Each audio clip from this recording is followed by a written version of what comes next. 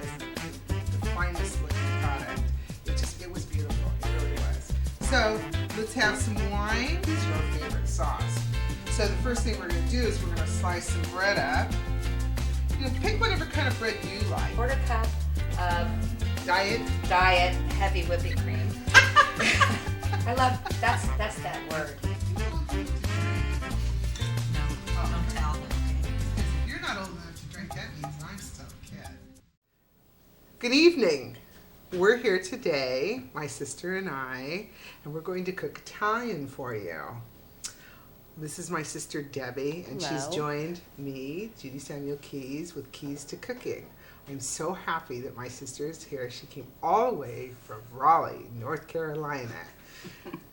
So, are you happy? I'm very happy. Are we ready? We're ready. We're going do to it. cook Italian tonight.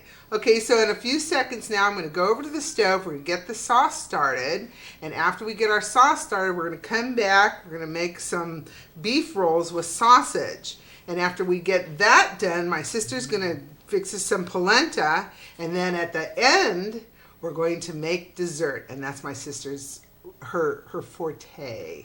So I hope you'll stay with us. And we're on our way now. So I'm going to go to the stove now, and we're going to get started. Okay, first thing we're going to do is we're going to saute some onions, chopped onions, and some chopped red bell peppers. I've already started it for you. All it has in it is some olive oil, some onions, and bell peppers. Okay, let's move these. The next thing we're going to do is we're going to slice some garlic. Now, I don't know if you've ever seen one of these before, but this actually slices the garlic. It doesn't crush it, it slices it. So let's try to do this. We're going to put 6 cloves in, because that's Italian. So there's 2. Can you hear it sizzling? I can, and it's smelling good. Debbie. So Judy, why would you slice the garlic instead of chopping the garlic or mincing it? Well, just like anything else, you get a different flavor when garlic is sliced as opposed to crushed. And in this recipe, I really like the flavor that comes through when it's sliced. It's a little sweeter. I would have to say, oops, we dropped one in here. Let's get that out. It just comes across as a little bit sweeter. So, there we go. There's 6 healthy cloves. Oh, I can smell it already. Wow. It doesn't take long. Woo, that smells great. So let's mix this up. And after this, now this is the sauce that you could make. You could actually make this a couple days before you actually make your sausage rolls and just have it ready. Or you can use your own favorite bottled sauce. And one of the sauces that we have today, I'll be showing to you later, is from a company called That's Nice. So let's add our tomatoes in. We're going to add a bay leaf first, and then we're going to add some marjoram. So Debbie, tell me, is this your favorite meal or what? That's totally my favorite meal. But remember you were talking about those bay leaves. Oh, that's right, that's right. There's a difference in bay leaves, and you're going to notice in certain recipes, it's going to say bay leaf, and in parentheses, it'll say not California. And the reason why is that the California bay leaf is actually a laurel bay. It's stronger. The bay leaves that I use are from Turkey. And actually, it will say that on some of the packages. It will actually say bay leaf, and it'll say laurel, or it'll say California, or it'll say Turkish. If you're going to use California bay leaves, I would suggest that you use about half the amount, because they're much stronger. And I guess too much bay can really overpower a dish. Well, bay just gets kind of bitter. Oh. You know, it really gets bitter after a while. So now we're going to put in our tomatoes. Excuse my hands, but this is really the only way you can get a real crushed tomato. Is this the way you do it, Deb? What, with my hands? Yeah. Oh yeah, because otherwise if you try to stab it it still, bites you. Well, and also, the thing is that some people will take a can of tomatoes and they'll put it in a Cuisinart or in some sort of Food processor. food processor, and what happens is it adds a lot of extra air into the tomatoes, and it just doesn't. It doesn't give you the texture, the finished texture, really. No, it doesn't cook right. But, the other way you can do it, and I do sometimes, is, you can break them down, and as the sauce cooks, if it's a long cooking sauce, which I don't think this one is, it can be, but a long cooking sauce, the tomatoes are going to automatically break down on their own, from my own experience. That's fun. You just like to touch the tomatoes. Yeah, I like to touch food. I like to touch food. I do. I have to admit it. I enjoy it. Okay, so you really need to make sure that your hands were clean. And yes, my hands were clean before I started doing that. Then the next thing I'm going to do is I'm going to add a can of tomato paste. Now, that's the other thing. We talked about this before. This happens to be tomato paste from Italy, and its tomato paste is a little bit lighter than the tomato paste that we use here in the United States. So be careful when you're adding the tomato paste that it doesn't get too thick. The American produce. Yeah.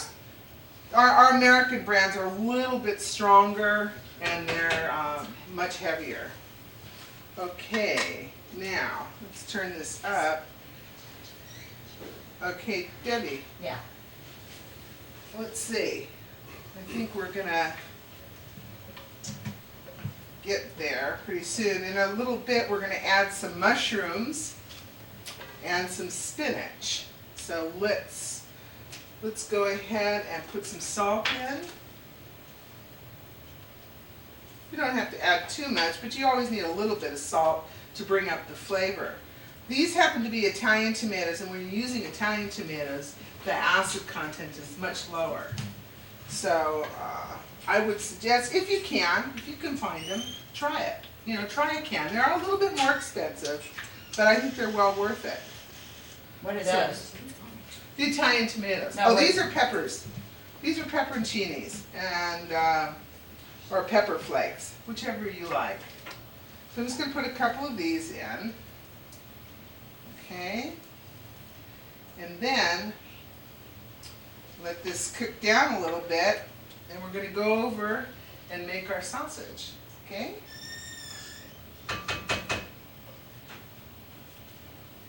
All right, let's go over. Hi, I'm going to wash my hands. Just give me a second here. And the towel fairy, I see, has left one here for me. Thank you. Okay, let's make the filling. All right, okay, what we're going to start with is, this is a pound of pork. There's 6 garlic cloves. Now, in this case, we crushed them. So, because we want to impart a stronger flavor. We have a half a cup of Parmesan cheese. We have some fresh breadcrumbs, and now we're going to add in, about a half a cup of milk, and we're going to add in a fresh egg. Careful, careful. Okay, and the next thing is pancetta. Now, I don't know if you're real familiar with pancetta, but pancetta is what they consider Italian bacon. And the difference between our bacon and their bacon is that ours is smoked and pancetta is not. So give it a try. It's a little bit more expensive, but you don't need to use a lot of it to impart the flavor that you're looking for. So we're going to chop this up, and we're going to add it into our sausage. Oops, sorry, Deb.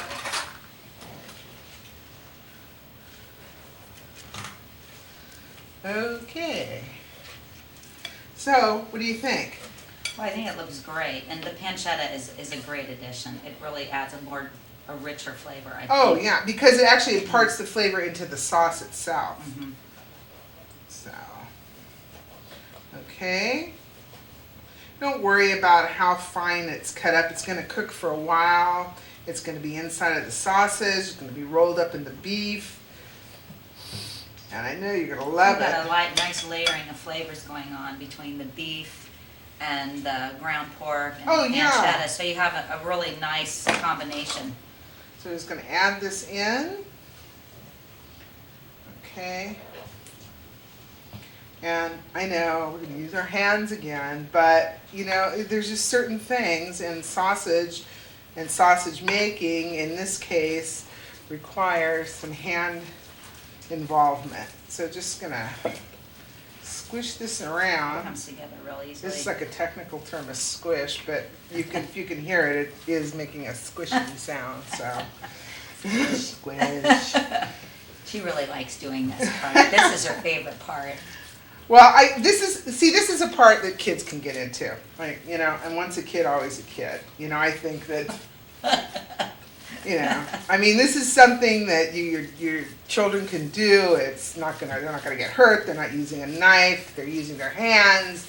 You know, this is just a fun thing to do. So. They're more apt to try something that they've made too, which I think is Oh, great. yeah. You know, the idea is to don't force your children to eat what they don't really want, but a lot of times, like you said, if they've participated in it, then they're going to want to taste it. And That's true for a lot of adults as well. yeah, make sure though that you know that the one thing is obviously everybody has to make sure that they wash their hands. Oh, absolutely. Well, So. that's- But okay, we're ready. You ready? Now, We're what ready. would you like me to do here? Okay, let's see. I'm going to show you how to make sausage roll. And let me see. I'm going to go over here and wash my hands because we're going to use a tool to sort of help measure the sausage into the beef. So 1 second, I'll just step over here. I can't wait to try those. It's going to be good. Okay. Switch over here. Okay. Now, this is roast beef. It's already been cooked. It's bought at the deli. And what you want to do is you want to just have the deli person slice the largest part of the roast beef. Sometimes when they get to the end of the roast beef, it's not really big enough. So as you can see, this is a fairly large slice. And I'd say it's just a hair under what they normally cut for their deli meats. Hold on just one moment. Let me go over to the stove. I'm just going to turn down the heat. Okay? I'll be right back. All right. Wait, so now, does this filling, you know, is this exactly the right amount for that? Or, I mean, does it really matter? Can you keep leftovers, or how does that Well, work? I tell you, if you had some leftovers and you'd already stuffed all of your meat, what I would do is take it, roll it into meatballs, and just put it in the sauce. It's not going. I mean, it's just there's, you know, it's kind of silly. This is about an ounce. This measure, and these are one of those things that we've talked about that you can get usually at those dollar days. It doesn't have to be an expensive tool. No, But as long as it's good. It's just, and another thing is it kind of keeps your fingers out of it for a while. Darn. but- What would you like me to scoop? Yeah. Okay. You All right, scoop, let me and then wash. let me move this and make sure the camera can see what we're doing. Move this over here. I'll scoop, and then we can. Okay. How's that? Now. All right. What we're gonna do, then we're gonna use a toothpick whoop, to hold it. All you do, it's very easy. Just basically put it at the end and roll. Toothpick it. Let's do another one. That looks pretty simple to me. Yeah, just put it down. Couple scoops. 2 scoops. This is not ice cream, but you get the idea. I don't know, I think that's better. Okay. Should we do a few more? Sure. And then we'll go over to the stove, do 2 more, go over to the stove, and then we're going to put them in the sauce. And then you can start making your polenta. Okay. Shall I put the heat on underneath that water? Sure, go ahead. Okay, let me do that. Okay. As you can see, this is a really simple thing to do, and actually this is something your children can do. This is really something. It tastes really good. It really does, but it's a very easy thing. Okay, let's do 2 more scoops. Okay. I'm falling down on my job here. Okay. And crack that whip. There you go. Yeah, she's my younger sister. Well, I only had one, but she is younger than I am, and She's the boss. but Always has been. She's always very sweet. But we have a really neat mom, and she does a lot of cooking. And okay, let's do one more One more. because it's fun. Okay. Okay. She's really sweet. She does a lot of cooking. We've enjoyed being together for many times on holidays with my sister and my mom, and it's just fun. We love to cook. Our whole family cooks. All of our daughters cook. Debbie has 2 daughters. They both cook. In fact, one of her daughters right now is going to be going to Johnson & Wales in Charleston. So we're pretty proud of that.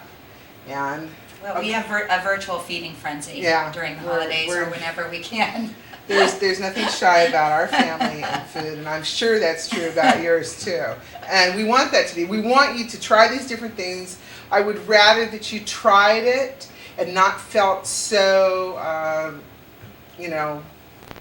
guilty about it not being absolutely perfect the first time. It'll work. Let's go over. Okay. Let's take these over and put them in the sauce. Okay? Okay, now we're at the stove. What we're going to do is we're going to take our rolls, our sausage rolls, and nestle them down inside of the sauce. I've already added the mushrooms, and so now we're going to put our sausage rolls in. Okay. And I have some spinach that I'm going to be adding. So just go ahead and put your spinach just right in. Tear it up. Don't worry. Get some baby tender spinach. I think it's really the best. Some of the other spinach are they're a little older and they're a little bitter. So the next thing you do, you're not going to be able to really stir this. So what you want to do is just sort of move it around and sort of put the sauce over the sausage rolls. And then it's just going to simmer for a while. And everything will cook and you'll have a wonderful dinner. So now I'm going to take this, put the top on it. You don't want it up too high because you really want it to come to a simmer. And you know when you put the top on something, the heat's gonna make it rise. So make sure that your flame isn't, or your electric stove isn't on high. I'd probably put it down somewhere around medium, between medium and medium low. So let's check this. Okay. Wow. And now Debbie is going to make ready the for the polenta. polenta? Ready for the polenta. I'm ready. Let's get this heat on here. Okay. And we decided for purposes of time, we're going to do the quick cooking or instant polenta today. Either that you choose to use is okay, but in the interest of time today, we're going to use the instant. Polenta is a cornmeal. Now, if you don't want to buy polenta per se, which is generally more higher priced than cornmeal, choose the cornmeal. Just remember that the cornmeal is generally not, I don't see much quick cooking cornmeal. It's No, and going to also be a slow cooking. I really honestly think that the difference in taste, there is a difference. Because corn is actually, I mean, it's where the corn is grown. Right, It's well, gonna that's true. influence And- the right, flavor. the soil is definitely going to influence the flavor. Now my water has come to a boil, and to that we have well salted the water, and we're going to add a couple tablespoons of olive oil. That needs to come to a very hard boil for about a minute. And then what we're going to do is cut the heat off, add all the polenta at once, and then whisk it in. Could you hand me a whisk there? Oh, sure. Here, I forgot to bring that just wipe over. your hands. There you go. Thank you. So now that my water is boiling, we're going to turn it off.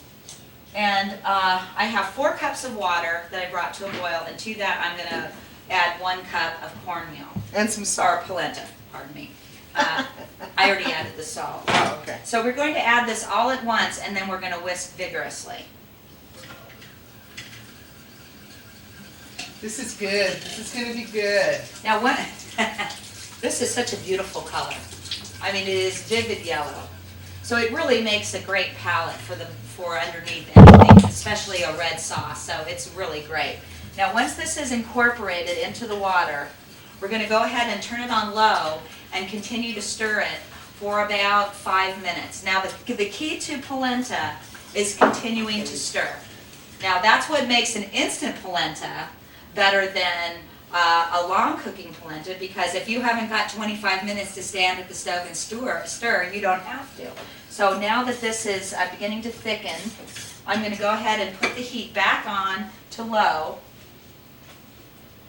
and continue to stir. And it'll be ready shortly. Well, I'm going to come over there because I'm going to add some basil to the sauce. So hold on, I'm coming. Let me get some here. You know, we always, when we're doing things, we might forget. And actually what I've done is, I've actually forgot to add basil to the sauces. So here I come. Yeah, and I did want to add one other thing about cooking polenta. Even though it's thick, it's not cooked. And unlike cooking a hot cereal, which is kind of what this might remind you of when you're at the stove, it really needs to cook and get the raw green flavor out of it, and that's only accomplished by keeping it on the heat and continuing to cook it. I mean, it will continue to get thicker and thicker and thicker, but it's very important that you don't stop too soon, because then it's just not going to have the rich, creamy flavor that you're expecting. So what are you going to add into your polenta? Because polenta is one of those dishes that you can flavor with just about anything. Well, I was kind of thinking that a mascarpone cheese would be great, being that we're doing Italian. With then, I don't know, what do you think? Would you like to do that? I think mascarpone would be delicious. All right. I think it adds a creaminess to the polenta. Now, the one thing you do have to remember is if you're adding a cheese to it, you want to add the cheese at the end once the polenta is cooked, but still warm. Unless you're going to crumble something on top, Parmesan or whatever. But in this case, we're going to add the cheese once the polenta has cooked all the way. And it's getting pretty close, but it's still not there. And it will start pulling away from the sides of the pan. And if you happen to have a nonstick pot, that is a really nice way to see it pulling away. This is not, but there's plenty of olive oil in this that's keeping it from sticking. So make sure you don't forget that olive oil. So how much longer do you think now? I think we're just about there. Okay. So what's next? Do we Well, want to we're add the mascarpone cheese Go to ahead it? and add the mascarpone, and then we're going to be set then, and we're going to go ahead and get our antipasta together, Okay, and then we're going to plate it up. very good. I'm going to cut the heat off that, and Oh, here, you need a spoon for that? yeah. This particular cheese is like an Italian cream cheese, and it has a very mild flavor and a very smooth texture. If you can't find it in the supermarket, ask for it. I don't think there are many supermarkets anymore that don't carry this. Well, yeah, those products that we only heard of years ago have now come into play. Right. Mascarpone is that cheese that, remember when tiramisu came in, that everybody Right. wanted to make. So that's the cheese they use in tiramisu, so consequently, It's very it's more popular popular now. now. So I'm going to go ahead and add about, a couple tablespoons? sounds good. Is that enough for you? Ooh, yeah. How about a couple heaping tablespoons? That makes it better for me. And this is going to add an extra element of creaminess as well to the whole dish. And it just goes right in, Mmm. and that is looking good. That is looking good. Now, I know that a lot of people will have this in place of pasta with just sauce on it, Oh, without yeah. any meat. So Well, they have polenta fairs. I mean, they have, Those are big deals, polenta dinners, you know, where Polenta they dinners. serve big bowls of polenta with sausage and stuff on it. You So- know that there's also an Italian tradition that I've seen where the polenta is poured out on the table. Oh. I think it was also shown in a movie. Oh, I was have it it. that What? movie, that Italian movie, that Big Night? I don't even remember. All I know is I haven't been brave enough to do that yet at home. But one of these crazy nights, we're gonna do that. Okay, it's ready. Okay, we're done. Next thing, we'll plate it up and serve it. Excellent. Hi, now we're going to be making the garlic bread for our Italian food fest. So I wanted to tell you that this year that my daughter and I went to the specialty food show in San Francisco, and there we came across a group of men that have a company called That's Nice. They make an excellent garlic spread, and the one thing that I really liked about it was the fact that it's a non-dairy spread. So basically, I don't know anybody that couldn't eat something that had no dairy in it. They also make some excellent sauces, and the sausage rolls that we made, if you don't feel like making your own sauce, go ahead and try their sauce or use your favorite sauce. So the first thing we're going to do is we're going to slice some bread up. You know, pick whatever kind of bread you like. Don't worry. It doesn't have to be an Italian bread. If you don't like a heavy sourdough bread, pick something that's lighter. This is a pugliese bread, and we're just going to make a couple slices. Okay. And this is an Italian bread. Oh, okay. So these are rolls, basically, instead of a big loaf, and sometimes that's better. If there's only two of you, or you just feel like a piece of garlic bread, grab a roll and get some spread. Make your own, or try this one. I think you'll really enjoy it. Okay, then we're just going to take some of this. It smells wonderful. And spread it on. Then on these slices, we're going to give a nice slather. Remember, there's no butter in this. Calories are low. It's just olive oil and garlic. So, all right. We're going to pop these into the oven, and the next thing is we're going to plate our dinner and have nice garlic bread with it. Okay? See you in a minute. Okay, it's done. We're all here together. We're going to enjoy this delicious meal together. And we have some wonderful olives from a company that when I was at the specialty food show, that they had these fabulous olives, and I wanted you to know. And the name of it is The Lys de Provence is the name of the. So they're a product of France, but they are outstanding. I have had the privilege of tasting them. I didn't tell you. Well, I had more than that. Oh. Anyway, they really are outstanding. So even though this is an Italian meal, the French do a great job with the olives. So I think that that's a good choice. And these are wonderful. Yeah, they are. They're beautiful. We picked them in the show as the finest looking product. It was beautiful. It really was. So let's have some wine. You aren't twisting my arm on that. Ooh. Are you old enough to drink? No, Oh, don't okay. tell though, okay? Because if you're not old enough to drink, that means that I'm still a kid. So thank you for being here. And For now having we're me. going to go on to Dessert. dessert. Oh, we can't drink too much of this, otherwise we won't Well, get we there. could drink a little. It won't hurt. Okay. Well, thank you for having me. Hi. Hello. Guess what we're going to do now? I think dessert.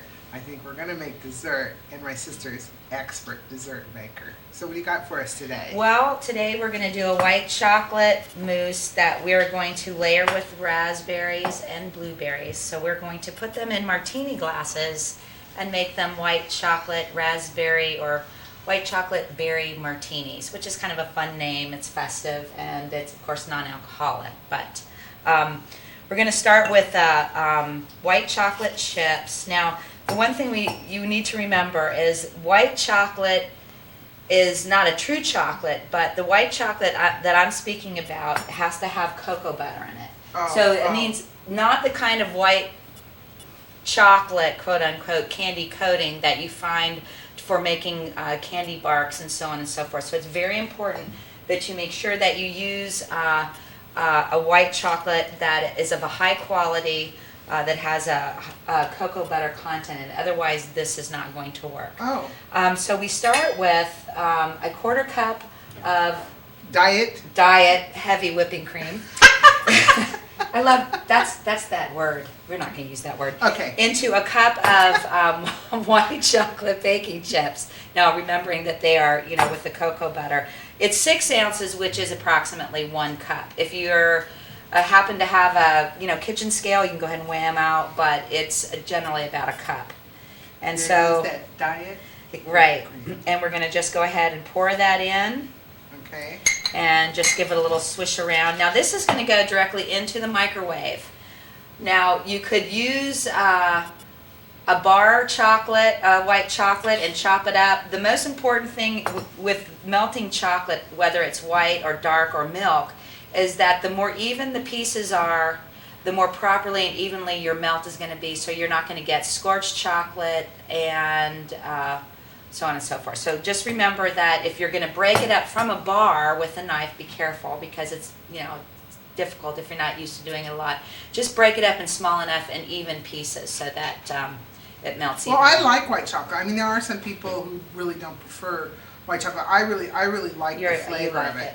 Yeah, I and like that's the great. flavor. I mean, this is a great recipe. The other thing that I really loved about this recipe is that a mousse traditionally has an egg white in it, or egg whites. Yeah, Okay, now there are a lot of people that are very concerned about eating raw egg product, which of course would be contained in a mousse, whether it's white or dark chocolate. This does not have any egg product in it. So it's safe for young children, it's safe for elderly people, or health compromised people, or just generally people who are not interested in consuming raw egg product. I don't usually cook with No, I mean, if you make things that have right, raw I mean, eggs in if them. you I just kind of have that. right, well, if you can unsafe avoid it, feeling. it's not quite the same texture, but it's a very close second, and because it's so Do quick. you think it has the same amount of calories?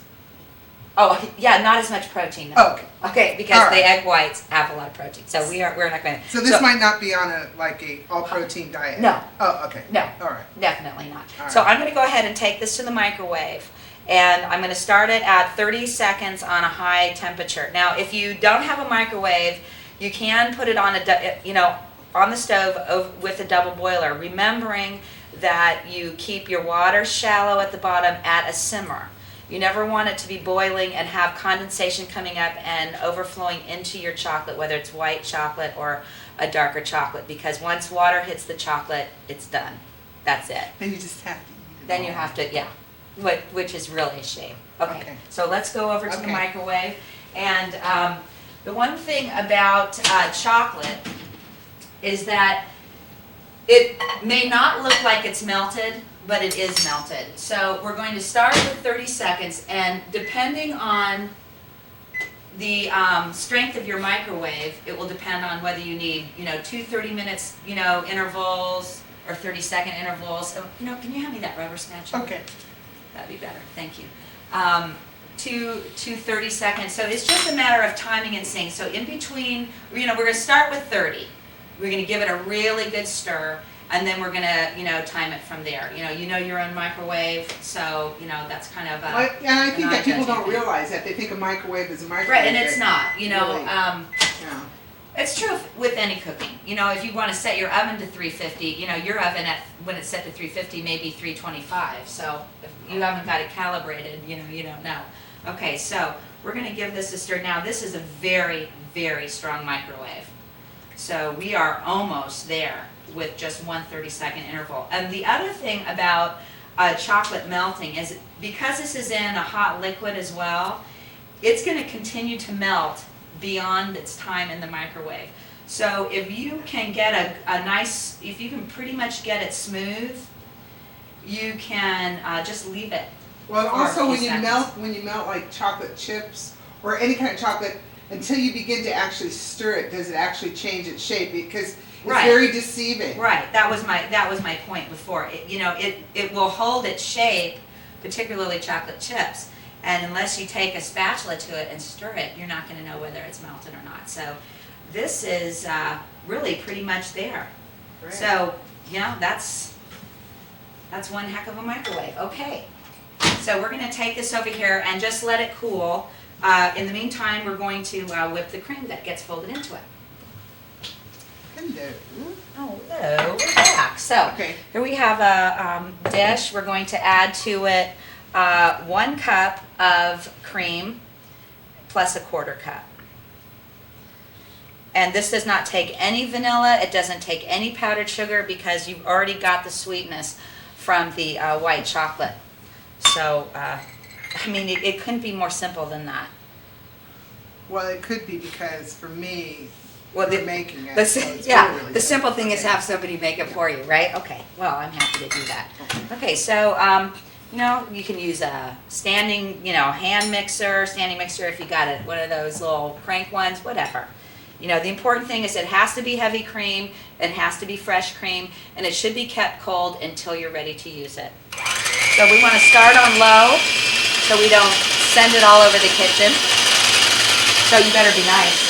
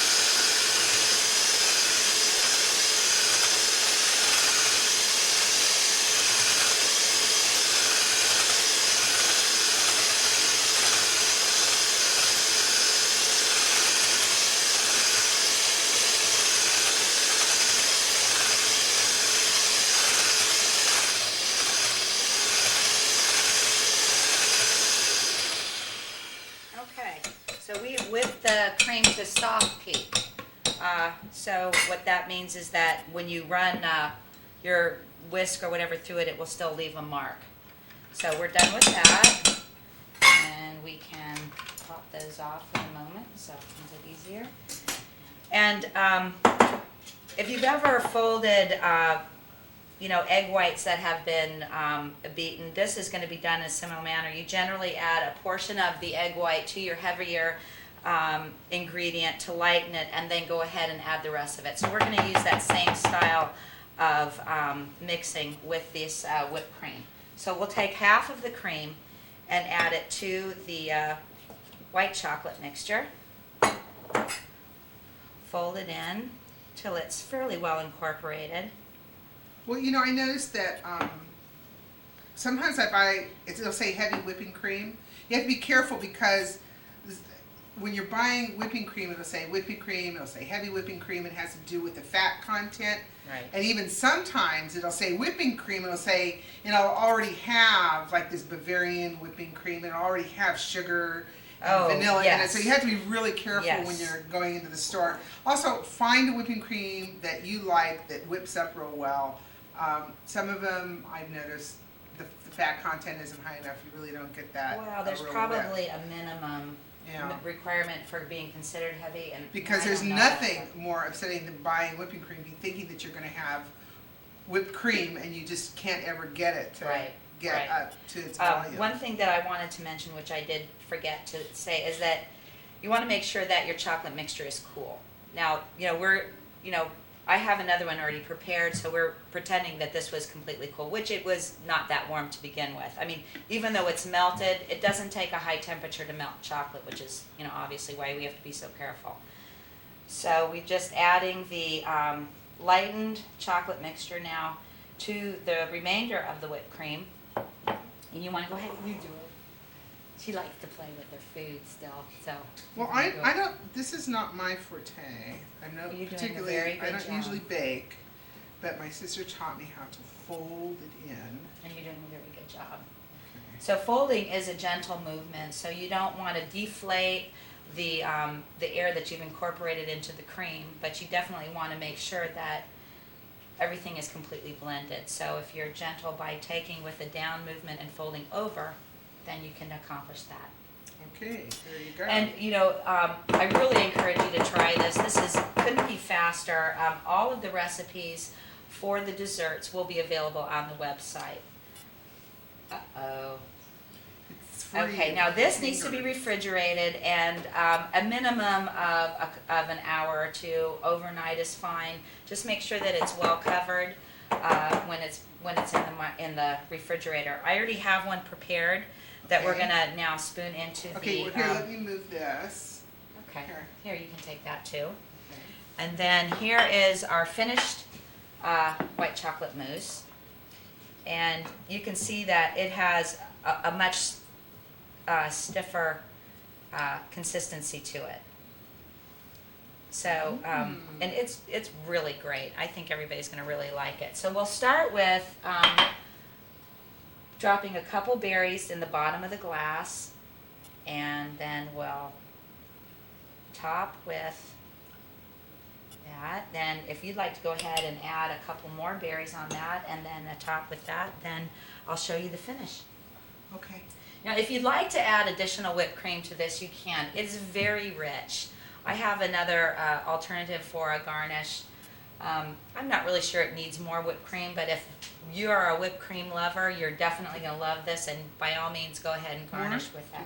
No, I think that's probably fine. Okay. And then we'll just go ahead and drop another Okay. bit of that on. It's very rich. Wait 1 second. Okay. And what we're going to do is take, this is some dark chocolate.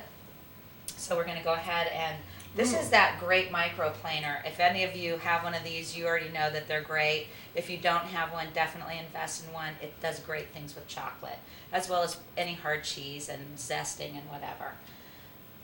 So we're just going to give it a shaving of, am I doing okay? Yeah. Okay, of chocolate on the top, and then a nice fresh sprig of mint. And this makes an outstanding garnish. And there you go. Ooh. And you're all set. Thank you. You're welcome. That looks Now, delicious. would you like to taste it? Oh, yeah.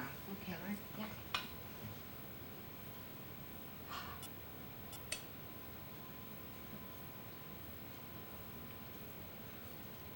Oh, I don't think you really want to eat this. It's really not really good. So I better have one more bite, just to make sure. You're just being nice to me.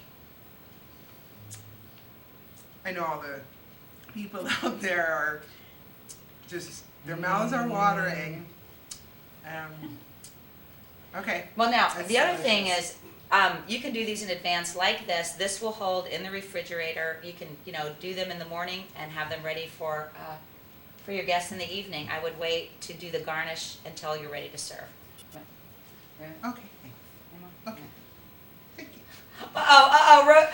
Rosemary attack, rosemary attack. So I'm going to go ahead and make up a few more of these, and Well, I'm going to have you do those. Oh, I spilled it. I spilled And it. then we're going to go on to another dessert. This is No way. here. There you go. Okay. I need another spoon. Okay. Now, this next dessert is a strawberry cheesecake Napoleon, and I have already gone ahead and baked the base for these. And what this consists of is a puff pastry that you buy frozen in the supermarket. It's a very common brand, and you find it in every supermarket. I've yet to go into a supermarket and not be able to find it, with like maybe one exception in the last couple days. Yes. But we won't go there because that's Okay. just okay. So anyway, if you go according to the directions, you roll out your puff pastry dough into a square, score it into whatever shape you want. I chose to cut into squares. You could do triangles, you could use a circle cutter, you could use a heart shape, whatever. Lay it on a baking sheet, bake it off in the oven I did 375 degrees for 20 minutes, and I got a nice golden brown. And we got, how many did we get out of one sheet? We got, 16, 12, 15, 16. yeah. 16. So, I mean, that's a lot. Then I Right. think about 2 sheets Right. come in every, Okay, now the next thing we're going to do is, it's called a strawberry cheesecake Napoleon. So this is a strawberry cheesecake filling. This is, of course, the cheesecake part of it. This is made with a package of cheesecake instant pudding. And then you add to that a cup and a half of half and half. And you beat it, you use a blender just like you would making a pudding, and then chill it. I add a little extra vanilla just to kind of give it a fresher taste. And then set it in the refrigerator and let it chill. So what we're going to do is take the base of our pastry, and we're going to add, I was going to get the plate. oh, okay. We're going to add I'll get it. Okay. We're going to add, a healthy dollop of the cheesecake cream. Oh, thank you. That's the next thing. Look. Ooh. Strawberry. Ooh, you saw them already. Okay, so we've done that. And then we have some sliced strawberries. And we're going to lay, a nice portion of strawberries on the top of them. 2, 3, however. You could use whatever berry you want. These happen to be just beautiful strawberries, so we chose strawberries this time. And then, should we put another little dollop on the top? Oh, no, what the heck. Okay. We'll do that. That'll hold them in place. And then we put the top on. It's easy as that. These can be made in advance. The only thing you may have to make sure that you do is once they're cooled, they need to be wrapped airtight. And you can keep them for about 2 days wrapped airtight before they kind of lose their crispiness. And then the next thing we have, as you can see that's on this plate, are chocolate dipped strawberries. Now, yes, they are. why don't you talk about the chocolate dipped strawberries? Because this is really something that Judy, really, Well, I've been really making loves these to for do. years. Right. I've made them for years. I've made them for people, businesses, my office. People just love these, and they're so easy to make. It's really just melt your chocolate basically the same way that you would melt it the way that we did for the vanilla mousse. But what we've done is, instead of putting the cream in it, we've just don't put the cream in it. But you have to be very careful about melting chocolate, Right. because it It's like we it can talked about. burn very fast. Right. That's right. That's right. So after you have gotten the chocolate melted, the first thing, let me back up a moment. The first thing you want to do is get really nice strawberries. You want to make sure that they're ripe, not overripe. You're going to wash them, just rinse them. You're not going to scrub them, just rinse them. And lay out a nice clean kitchen towel and lay the strawberries out. They must be dry. Yeah. If they're not completely dry, The chocolate is not going to marry the strawberry. No. It's not going to happen. Then you won't have that. No, and it, yeah, and that, It will and just it's- drip, it will actually right, just slides right. off. And the other thing is, if the strawberries are too ripe, then they're going to just get too weepy, and they're not going to be as, Crisp. great. Yeah, so you want to make Because sure you get a lot of water coming up over the top, because the chocolate actually is a little bit warm when you're right. dipping the And strawberries. it seals them from breathing as well. So Right. the it goes somewhere. And in this case, we've rolled them in coconut and in macadamia nuts and almonds. Right. And So- these happen to be semi-sweet chocolate, high quality chocolate. And I can't stress that enough. Buy as good a chocolate as you can afford to buy. It doesn't have to be the most expensive. That's not what I'm talking about. But it has to be real chocolate. And if you're going to go to all the trouble, definitely go as far as your budget can afford. The end product is definitely going to be the best. It doesn't mean the most expensive chocolate is the one that you're going to like the flavor of. So go ahead and taste them and sample them, but definitely a higher quality chocolate has a better melting quality.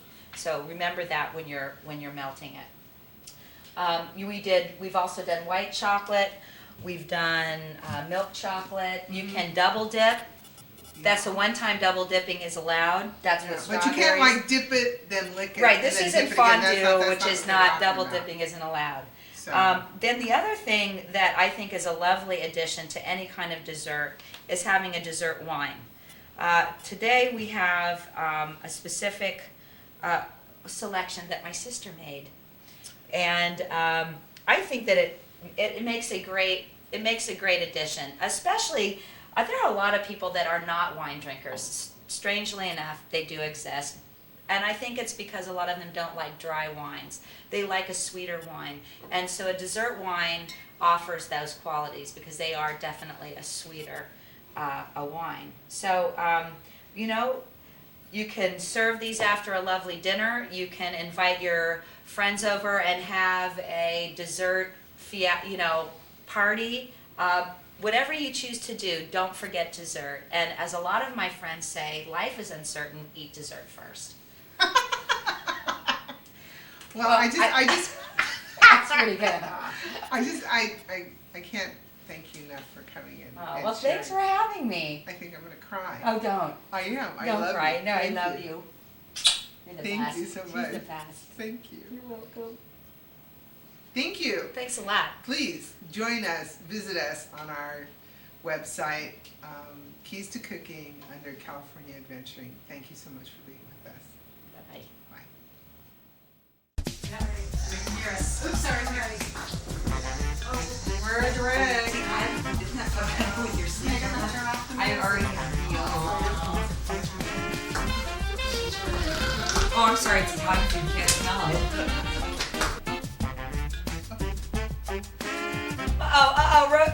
Rosemary attack, rosemary attack. So I'm gonna go ahead and make up a few more of these, and Well, I'm gonna have you do those. And then we're gonna go on to another dessert. This is No way. here. There you go. Okay. Give me the cue. I'm going over to the I'm going over to the stove right now to start our sauce. Okay, go. Wait, move the clapper for a second. Oh, perfect. See?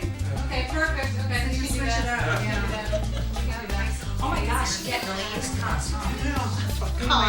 Okay, whenever you're ready. Anywhere you want. Make sure I need the cue though. It's Italian. Oh God. No, it's Jewish cooking Italian. It's a little different. It's got a little guilt thrown in. No, it's got a lot of extra guilt for me. What are you talking about? And now we're going to go on to dessert. Oh, we can't drink too much of this, otherwise we won't. Well, we can drink a little more. Okay. Thank you. for having me. God, that tastes really good. Man, I don't drink.